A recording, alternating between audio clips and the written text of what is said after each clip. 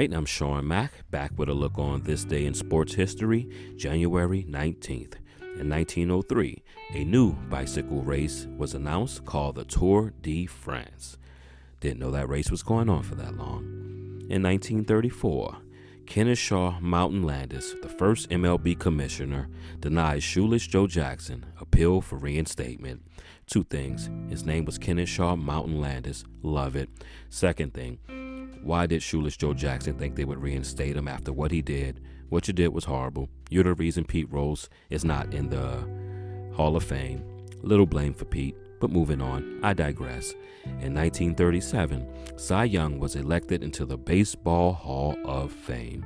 In 1953, Jesse Owens is named Illinois Athletic Commission Secretary.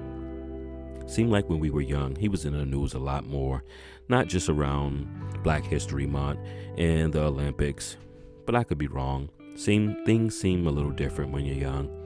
Moving on, in 1972, Sandy Koufax and Yogi Berra is elected into the Baseball Hall of Fame. In 1974, Notre Dame beats UCLA 71-70 in South Bend, Indiana, to end the Bruins' NCAA record 88-game basketball winning streak.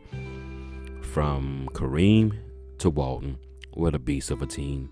Definitely the best NCAA team of all time.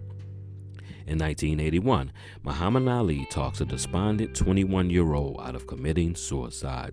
Side note, you get a moment, check out this story. 21-year-old guy wanted to end his life, wanted to be no longer part of this earth, wanted to leave. Muhammad Ali stepped in and saved him. That's what champs do. Moving on. In 2000, Michael Jordan, who led the Chicago Bulls to 6 NBA championships as a player, returns to the NBA, joining the Washington Wizards as part owner and president of operations. MJ, shots out. I gotta read this, so let's go. In 2002, the Tuck Rule game happened.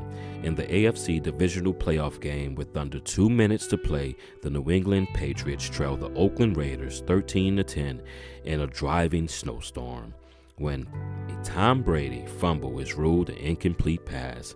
Patriots go on to win 16-13 in overtime. What do? They make rules for them. The Tuck Rule, the no hitting below the belt.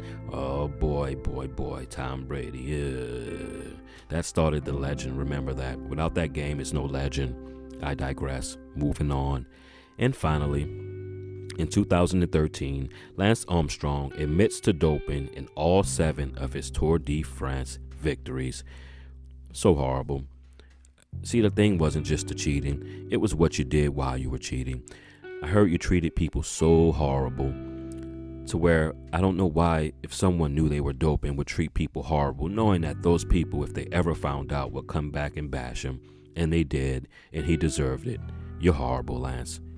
And as always, before I get on out of here, I would like to wish a happy birthday to former New York Giant running back Otis Anderson. He turned 64 today. And happy birthday to former NBA point guard Michael Adams. He turned 58 today. Otis, you did me dirty when I was a San Francisco fan as a kid. I didn't like you, but now I do. Happy birthday. And to Michael Adams, you were a short point guard. Me, my dad, and my brother were short point guards. So you gave me something to look forward to. You let me know that what people told me I couldn't do, I could do. I didn't make the NBA, but I did put in work at that point guard position for AAU and for high school. Thank you, Michael. Happy birthday, gentlemen. All right, I've been Shawn back with a look on this day in sports history, and this is Sports Fans Only.